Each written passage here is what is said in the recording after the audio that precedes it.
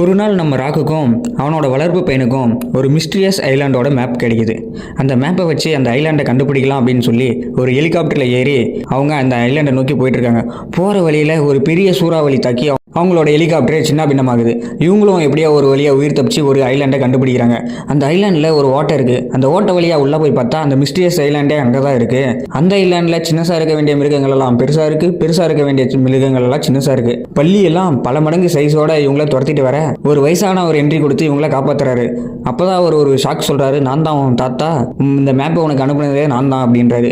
ராக்குக்கு அங்கே கொஞ்ச நேரம் சுற்றி பார்த்துட்டு இதை விட ஷாக் இருக்குது, இந்த ஐலாண்டு இன்னும் 2 நாளில் முழுக போகுது அப்படின்றாரு. சரி, அதுக்குள்ளே இங்கே ஒரு சம்மேரின் இருக்குது, அதை எடுத்துகிட்டு போயிடலாம் அப்படின்னு சொல்லி தாத்தா அவங்கள கூட்டிட்டு போகிற வழியில் எரிமலையெல்லாம் வெடிக்குது. வெடிச்ச எரிமலையிலேருந்து தங்கத்துகள்கள் எல்லாம் வருது. அப்போ தான் நம்ம தாத்தா சொல்கிறாரு, இந்த எரிமலைக்கு அடியில் தங்க மலையே இருக்குது அப்படின்னு சொல்லிட்டு, தங்கத்தை எடுக்கவெல்லாம் தாமதம் பண்ணுங்க, நம்ம உயிர் இருக்காது அப்படின்னு சொல்லி ஒரு வழியாக அந்த சப்மரீனை கண்டுபிடிச்சி அதில் ஏறி அந்த தீவு முழுகிறதுக்குள்ளே எஸ்கேப் ஆகி போயிடுறாங்க. இந்த படத்தோட name journey to the mysterious island.